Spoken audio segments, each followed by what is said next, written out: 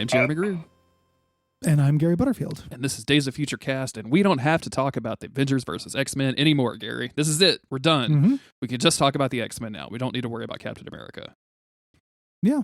I don't mind a Captain America, but frankly, I'm sick of thinking about him. I just want to focus on my X's, my X-Men's. This is our wrap-up episode and general feedback episode. We had some people write in some stuff. We are going to be talking about that, and also me filling in Gary on some of the stuff that I've read that's after the AvX run to see if it excites his interest at all. I wanted to talk about comics a little bit in general because I have been on the dark side of reading a couple DC comics. Oh, I don't like that. And I figured this would be a good time to talk about that because it's a weirdo episode. Okay. Mm-hmm. Let's get people's questions and comments out of the way. Yes. I mistakenly said there were none of these last time, but we just hadn't checked the proper space. Yeah. So and sorry, I usually respond to this that went to the message request folder, which it's just, I don't know why they do this because I would just rather see it than not see it because Jesus Christ. But at Split 7-inch Comics says, hello, Mr. Greer and Butterfield. You should read Mechanics by Chris Claremont. You should add Mechanics by Chris Claremont to your list of minis to do. It's only 6 issues and probably some of the best post-Claremont stuff. Do you know anything about that, Gary? I do. I think that is about... I don't know if that's a Tsunami thing, but it came out around the same time as Tsunami. And I want to say it's Kitty Pryde. Yeah, Kitty's life at the University of Chicago is disrupted when the anti-mutant hate group, blah, blah, blah, blah, blah, blah, blah. Oh, the art on this is I remember that getting reasonable reviews. I don't think I read it, though. The art of this is like real kind of art deco-y, like real sharp lines and stuff. That's really interesting. Or at least the cover is. I haven't actually looked inside yet, so... I wanted to add a solo thing that I forgot about as well, which is the Mystique. Brian K. Vaughan series, which is real good. The first 6 issues, that'll be real fun to talk about. But yeah, thank you. I forgot about Mechanics. Yeah. We will put it on the short list of things to do, especially because it is short in and of itself. Apologies if I haven't read these in advance. So this is from Riley at Riley is Class. Riley says, now that AvX is over, what are your thoughts on mutants as part of the broader fantastical world of superpowered people of different origins, like the comics, versus them as the only folk with powers, like the Fox movies? I used to prefer the Fox approach, but AvX pushed me to the comics. I actually think it's more interesting to have other powered people and a world that does treat mutants differently than them. Sure, Avengers ignore Genosha's destruction because that comic wasn't about that, but it allows for interesting stories. The mutant as discriminated minority metaphor has always been strained, but it feels stronger to me when it's not just about fearing power, but that people might love Iron Man but hate mutants, and when they can explore mutant culture as something more than just, quote, people who have powers. Yeah, I'm into it, but my take on it is that I want them to tell stories about it. Mm-hmm. You know, like I'm glad they're dealing with it, and it doesn't necessarily have to be like in a tisk way. I think the tisk is fine. I think Captain America should feel bad they didn't care about Genosha, but really I just want them to acknowledge it and tell stories about it. And they're finally kind of doing that. Yeah, some of the coolest stuff in Morrison's run was, seeing mutant culture starting to clash with like human culture, right? Like seeing, specific fashion for mutants and things start to like gain popularity even with non-mutants just because it was cool, like kind of treating mutants as punk rock almost. And when they play around in that area, I really, really like that stuff. So I think for the movies, like I think that works better for the movies when you only have mutants that have power, because otherwise like you get into the MCU situation of like you kind of have to explain why other people have powers and why they're different. So like just from a movie perspective, I think it works a lot easier if the mutants are the only ones that can fly around or stuff. But like in the MCU, it's going to be really interesting when they start introducing these people, because I bet people are going to still be worshipful of Tony Stark and Captain America, and hate and fear these mutants who, look like Nightcrawler. It's going to be hard. They're going to have to figure out how to do that. Yeah. Right? Because in the comics, they never really rectified that. I feel like the idea was always supposed to be like, mutants are scary because they could be anywhere. It could be anybody. But that's true of a Spider-Man as well. They have secret identities and stuff. Like, it's something that I feel like was one of those just weird factors that everyone decided to ignore just for decades and decades until it became part of the water we're swimming in. It's going to be a harder sell in the movies, I think. When the first mutant shows up, people, I think, are not going to be like it's different than Spider-Man unless their actions are explicitly kind of dangerous. So one of the things I was thinking about with this recently with this problem is that I think that they should introduce a villain mutant before they introduce any hero mutants. Yeah, like have the Magneto be a threat, and then like have to like deal with that, like have the mutants like kind of create the discrimination before you did, and then have that whole thing play out from there. And I'm hesitant to say that because there's all kinds of troubling bits with the metaphor, right? The idea of like, we need the minority to do something bad to justify the hatred. Like that doesn't map onto the metaphor at all, right? I am not saying that, and it's a minefield. But at the same time, I don't know. I'm not saying there isn't a solution. I just don't know what the solution would be to have a Cyclops show up and have people be like, well, Thor is good, but this guy is bad. Yeah, exactly. I don't know why they would think that. Yeah. Well, I mean, because they saw Thor like to save New York or whatever, like, and they see these people just. I think it has to be their actions. Exactly. Yeah, and I think it's gonna be real weird when because besides the Hulk, there hasn't really been like a quote unquote like non-human looking dude, right? Like they're obviously in outfits, but like Captain America is super handsome. Falcon is super handsome. Spider-Man looks weird, but he's obviously like a human dude. He doesn't have actual like spider arms or anything. Thor is incredibly good looking. Black Widow, all that stuff. Like, but if we ever see like a Nightcrawler or a Beast, like I think it's going to really shock some people, and I think that's going to be really went physical mutations. Yeah, with it. And they also, I feel like the Hulk, kind of almost like set a little bit of that groundwork, and then they undid it. Yeah. Like the Hulk was a big problem and there were Sokovia Accords and all that jazz. Like they've made it hard to introduce mutants. Yeah.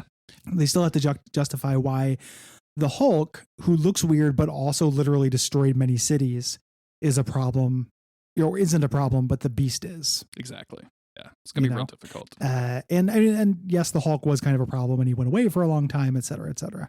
But now that he's Smart Hulk, he's signing autographs. Like, there are people who definitely died from him destroying the city, who probably don't like Smart Hulk signing an autograph, at this point.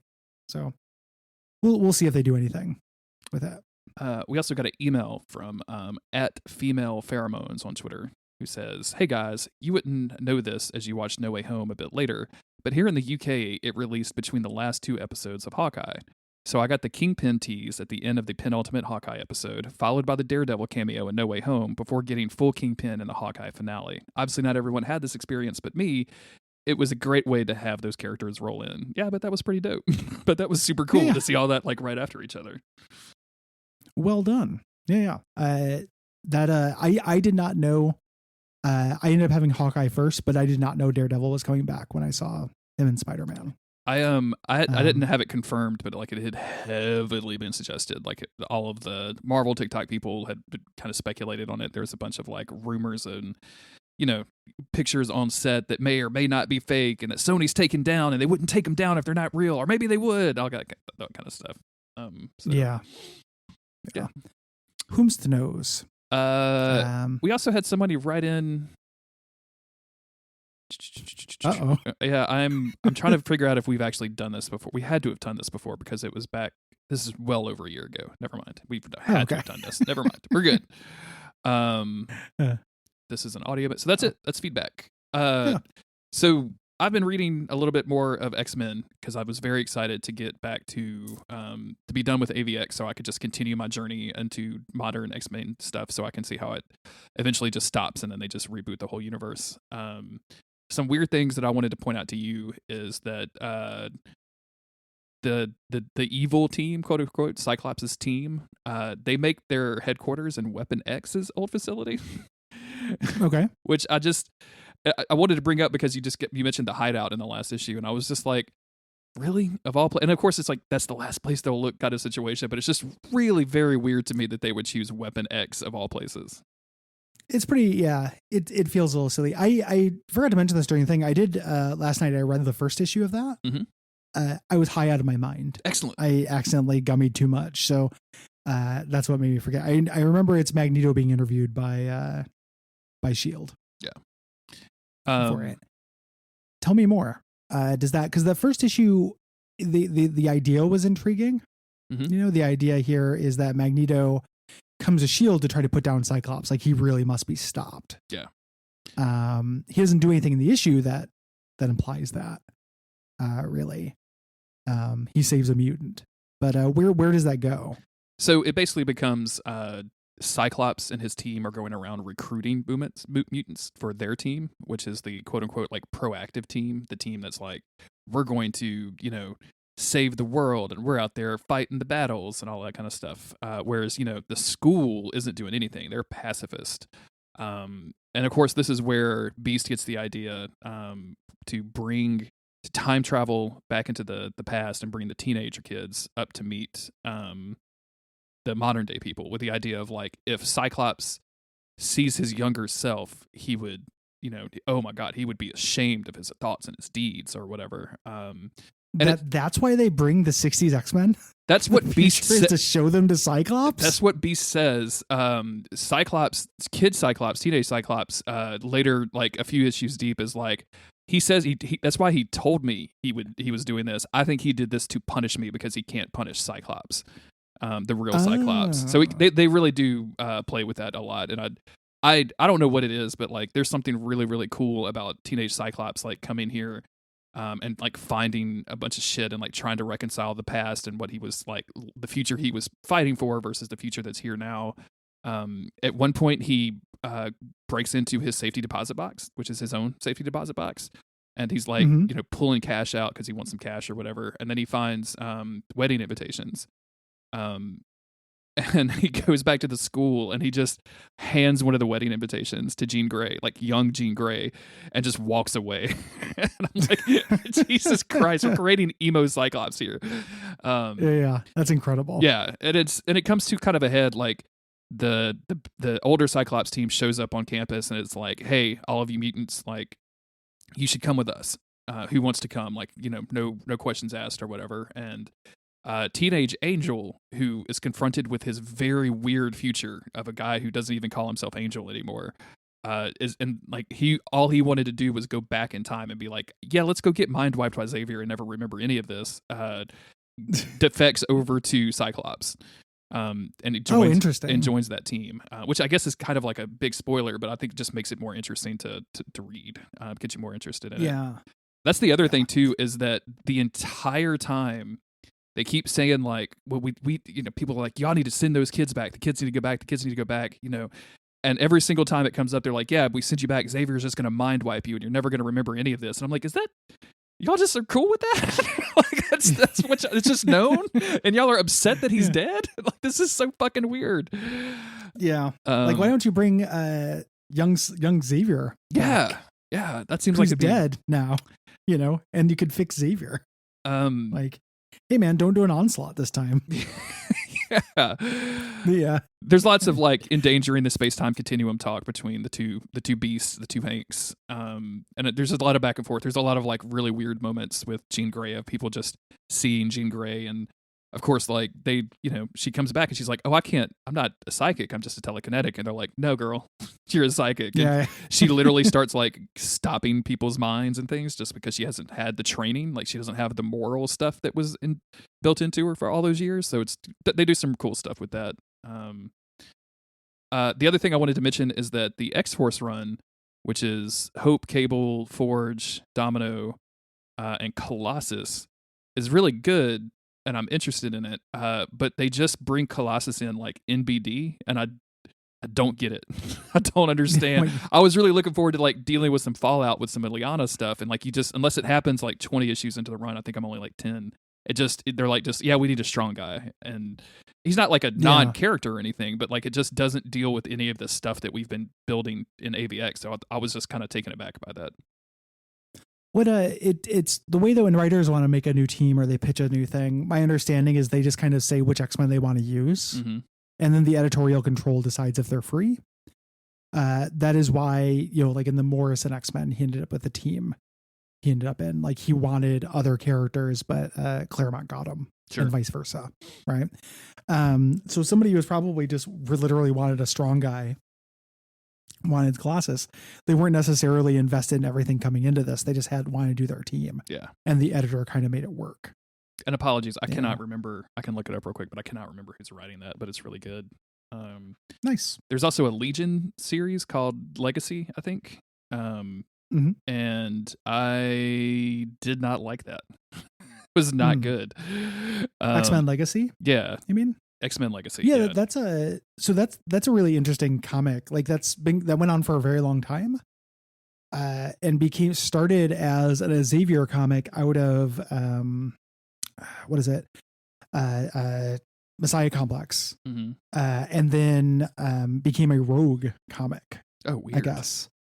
Mike Carey did that, but it was like Xavier to Legion to Rogue, and then maybe back to Xavier pipeline. Wow. I think that's where Mrs. Sinister comes from. I read that for a while and didn't love it either. Like, I like Mike Carey, but I mostly like him doing weird Vertigo shit. Yeah. I didn't love his X-Men stuff. I liked some of the stuff we've read with Mike Carey doing it, but like this just set, and I think Cy Spurrier was doing this. I think that's the writer. Okay. And it was just real goofy sci-fi. Real goofy, like mind playing, can do anything. And then like the thing that turned me off is like he got a mind signal from two kids and he went to rescue them, and it was like a samurai thing. And I'm like, I got very little patience for this goofy sci-fi thing you were doing, and adding weird samurai stuff to this is not helping. So I'm just going to put it down. Yeah. So that was all I got to read. And then I read approximately 9 volumes of Berserk. So if you want to talk about that, we can talk about that.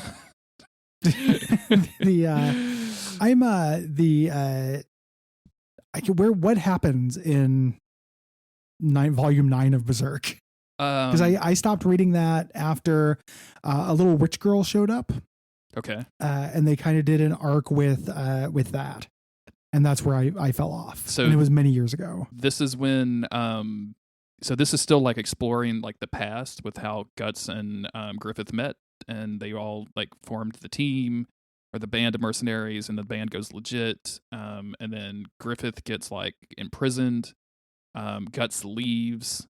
And then he comes back. And I think that we're still kind of in the middle of that. So they like won a big battle, and then they're like, he's about to like, he has sex with the princess. Griffith has sex with the princess, and he gets caught because the dad's a perv. And then he gets thrown in jail and tortured for a while. And I think I'm in the middle of that stuff right now. So it's good. It's not as Dark Souls as I thought it would be, because everybody talks about this being like the Dark Souls, the thing that Dark Souls stole everything from. And it's good. Like, I'm not saying that it's bad or anything. I just, for some reason, like I expected it to be way more of a 1-to-1 comparison. And I'm sure stuff. The story is less so. They just steal direct designs. Yeah. Like the church arc has bone wheel skeletons in it. Okay, so that's You know? And there's definitely like some Dark Souls dudes in there. I think I texted you like a picture of like the first 6 pages. You're like, oh, these are Dark Souls guys. I recognize this dude. I bought arrows from him yesterday. Yeah. And of course, like there was the Onion Knight dude or whatever. Like I met him. But yeah, it's for whatever specific reason, things. yeah, I was thinking it would be like real stuff. And I tell you what, like reading manga right to left and then going back to reading normal comic books, quote unquote normal comic books, left to right was a fucking trip. Like did my head in real bad. So yeah, it takes a while to get used to. Every time I basically get every new Junji Ito, and it takes me a while to adjust. Yeah. I have been reading comics. I went and saw the Batman and I've been bat-pilled. I think I mentioned that I've been a Batman phase. And I picked up a trial of the DC comic streaming service, and I figured they would have Vertigo and all that stuff, so I could just reread some favorites while I'm on there. And read some Batman, and it was fine. But I pretty quickly moved on and have been I reread a comic called Top 10. Do you know Top 10? I do not.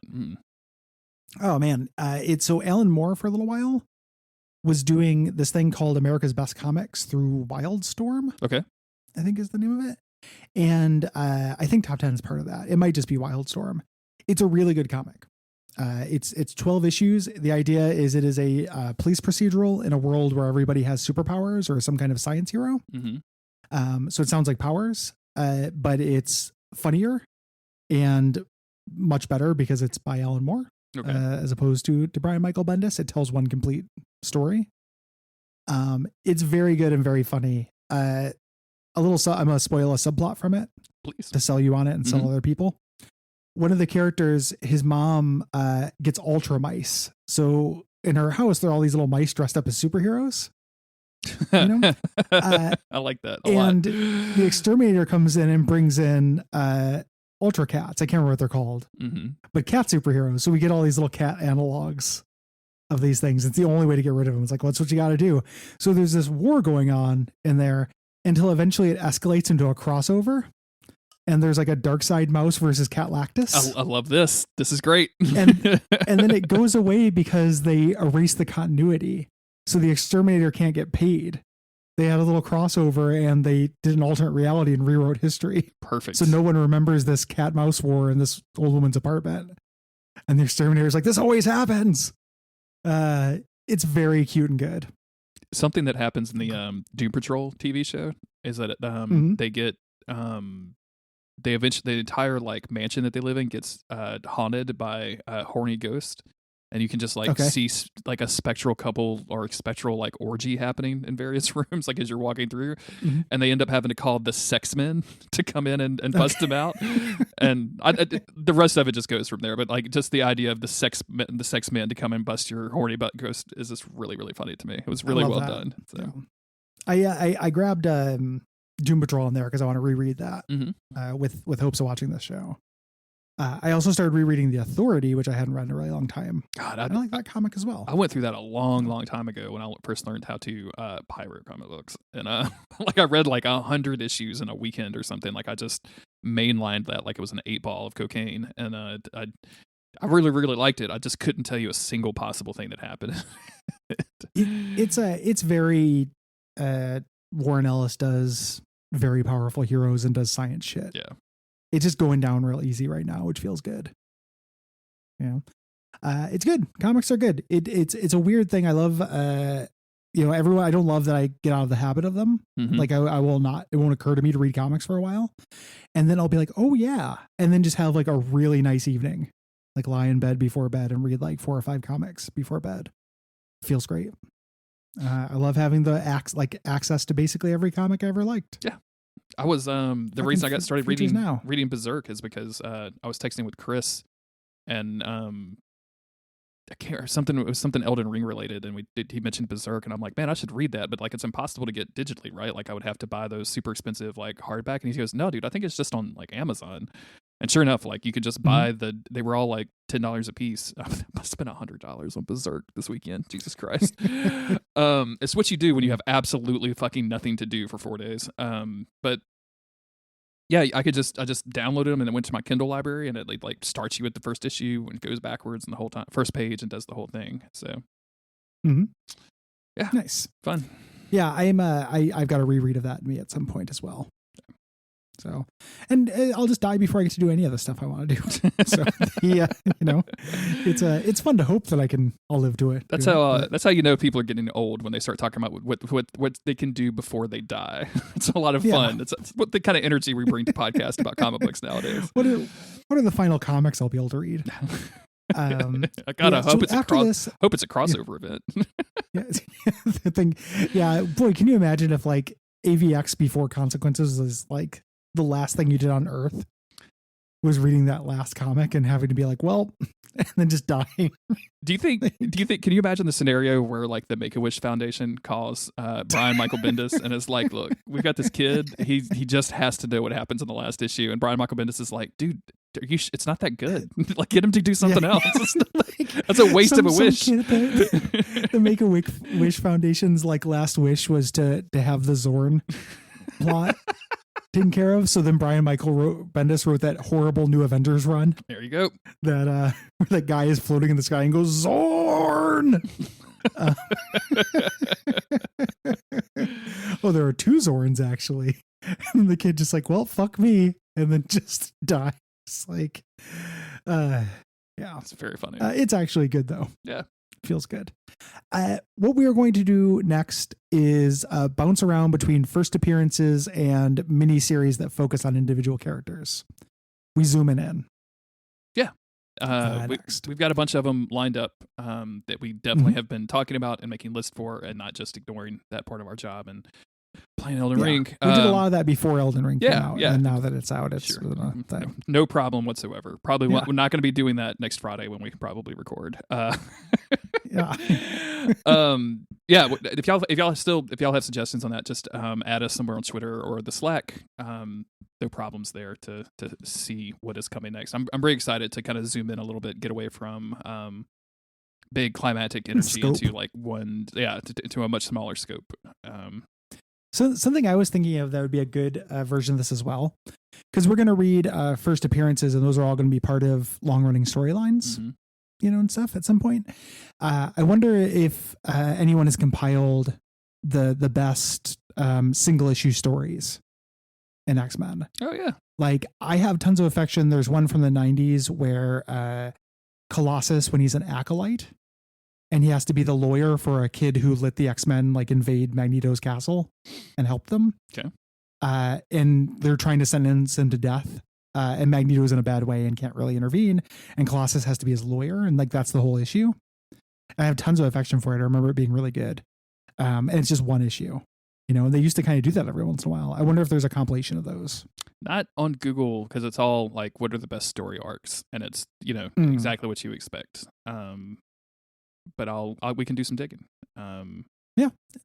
Yeah. All of these we have plenty to cover, even with just miniseries and first appearances though. Yeah. We could do that for a very long time if we want to. That's exactly right. Also, we've got that looming animated series return on the horizon, which is super exciting to talk about and do stuff with. We will. I would have to imagine, like, without knowing the schedule of that or anything, I think that we would probably cover that after it was aired. Like, we're not going to be doing that like week to week or anything, because that's just not the way that our show works. So, don't like if you're waiting for us to cover that as soon as it comes out, like, hold your breath a little longer. We'll probably just be it might be shortly after that, depending on how things work out. And how many? But how I many don't want to episodes stop in the middle of stuff. Yeah, yeah. We're not going to interrupt whatever we got going on just to jump to that. And also, like, with our weird schedules, like, who knows when we'll actually be able to get to it. That's not exactly going to be appointment viewing for me, I don't think, unless something weird happens. Like, I don't know, I'll just watch that on a weekend or something. So yeah, it's also MCU stuff still happening. The Miss Marvel trailer came out. That looks real cool. So we will definitely talk about that in a limited capacity. Yeah, that's going to continue. So Moon Knight's as out that stuff comes like up, a week and a half, I think, in like less than 2 weeks. Yeah. Moon Knight soon. Doctor Strange is this summer. Yeah.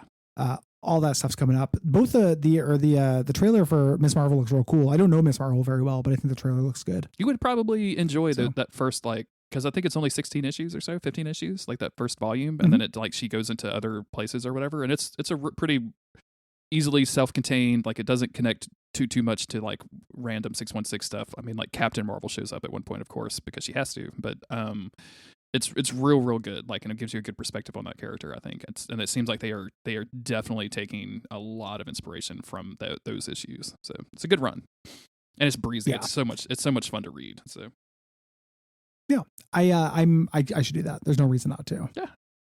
So, what else, Gary? I think that's probably about it. Yeah. What else is going on? That's it. What else is in the news? That's it. Dude, I don't fucking pay attention to the news anymore, especially not to talk about on a podcast. I just don't do that stuff. Yeah. For my mental health. No, I pretty much everything has been Elden Ring for me, my man. That's just what I do. Yeah. Gonna watch some Top Chef tonight. New season of Top Chef. That show is corny, and I love it. Mm-hmm. Yeah. I was watching just Cutthroat Kitchen continuously. But I started watching, we got to Camp Cutthroat, so I'm just watching that with my girlfriend. So we're going to watch another episode this weekend. Cool. This weekend, I might, depending on how we're both feeling for work, I might go to a Chuck E. Cheese. We're doing that Watch Out for Fireballs on Chuck E. Cheese. I did not know that. I had not seen that announcement. So that's real exciting. Yeah. That's going on. So I was like, there's an urban legend that you had to have a kid to go into a Chuck E. Cheese. They no longer give a shit. Yeah. I found out. I can't imagine that they would fucking care at this point. Like, if you want to come into this shitty restaurant, please spend money. Yeah, please go and post. Like they're struggling. Yeah, like it's seen way better days. But yeah, we might do that, which is a fun idea. Last weekend we went to a real fun arcade. Current girlfriend likes doing fun shit. Gotta love that. So I don't know. I'll go to a Chuck E. Cheese. I'll go look at some weird fucking animatronics videos. Yeah. Is there anything that you can think of that has flip flopped harder in your life than your desire to go to a Chuck E. Cheese from like age maybe like 5 to 10, and then age 10 and one day to now? Like I just can't imagine, like, because there was a time in my life where I was like, a Chuck E. Cheese birthday party would be the best fucking time of my entire life. I would love it. Fucking Valhalla. Yeah. like just absolutely the best thing in the world. Yeah. And then it was stupid. Mm-hmm. And then at some point I got like Johnny Why Not about doing stuff, and it's great. Like, I'm so happy to be like, yeah, I'll do the thing I didn't do yesterday. Why not? Sure. And I'll make my own fun. Like, I'll go there and I'll be with people who I like, so there'll be fun stuff to make fun of. You know? There you go. And look at and everything. Like, I've been in that third phase, that reevaluation of shit like that phase for like the last like 8 years or so. That's me. I'll go to a Tulip festival. Fuck it. Well, festivals. Yeah. I will go to just about any festival that you want me to go to, especially down here, because like there's a Boudin festival. You know what they do at the Boudin festival? Yeah, they'll have crawfish. They give you fucking Boudin. It's great. Yeah. And there's beer there. Yeah. It's fantastic. And I also, as somebody who likes video games, you know, and engages with them professionally, I guess, I will go to arcades because most of the time when I go to an arcade, I will see a game I've never seen an arcade version for. Yeah. It's always a good time. And that's real fun to me. Like there's I went to an arcade last weekend, a really good arcade nearby. And they had a late 80s Batman side-scrolling arcade game based on the Tim Burton movie. Okay. Which I just like literally never seen before. It's nothing special. It was just weird to be like, oh shit, like that exists. God, I feel like I played that on like a Game Boy or Game Gear or something. Like there's lots of those. Mm-hmm. Like this was a different one. Like this had very different animations and shit. We went to, there's a haunted house game kind of thing, like a shooter, like a House of the Dead thing that wasn't translated, but you sat in a booth and it had haunted house practical effects. Like the seat would shake and puffs of air would come out, and it had surround sound speakers. That's wild, man. It was like House of the Dead with haunted house shit. Yeah, that's great. Love it. It was awesome. It's like Dark Omen 3D, I think it's called. Do any of those little fuckers just come out and like come all over the place, or what? Dude, these little fuckers did all. Like, we went there late, so there were a lot of little cum shots. Because it was an adult ghost tour. Booth, so yeah, I love seeing a weird ass arcade game. Yeah, absolutely. I've never seen before. So I'm looking forward to this Chuck E. Cheese because even though it's mostly going to be like Fruit Ninja and Skee Ball, there'll probably be some weird little disused corner that'll have like the Cowboys of Moo Mesa. Yeah, a broken pinball table from 1982 that like one flapper works, but it's still going to be like, you know, the Incredible Hulk themed or something. Yeah, but the TV show explicitly. Exactly. Yeah. Lou Ferrigno all over the fucking thing. Yeah. This is the MASH pinball game. You know, the Suicide is Pinball. Suicide is Pinball. And just like that, we've got the title for the episode. Yeah. Thank you for listening, everybody. Thank you for listening to us ramble. Yeah. We'll be back in a few days with some interesting comic books. Follow the Twitter to find out what all of those are going to be. If you want to support us, patreon.com/Duckfeed.tv. Ratings and reviews. Tell your friends. Most importantly, just keep listening. We love you. Stay safe out there. Umbasa. Umbasa.